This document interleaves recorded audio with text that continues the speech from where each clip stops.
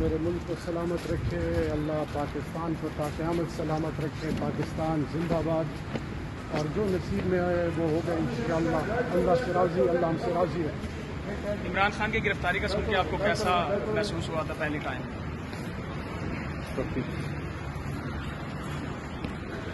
Madam क्या कहती हैं, क्या वजह है गिरफ्तारी की? एमपीओ क्या आपने वैसा क्या जुर्म किया है? उनको पता हो गया, पता चलेगा ना।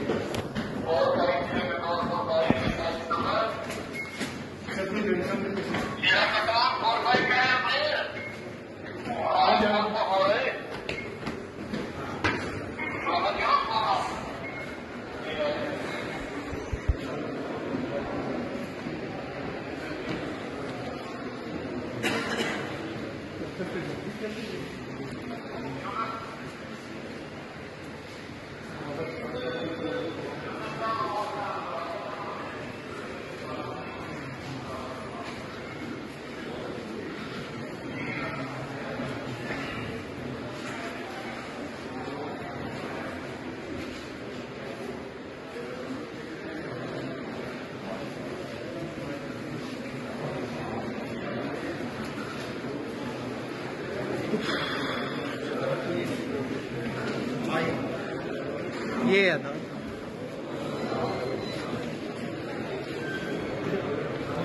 वापस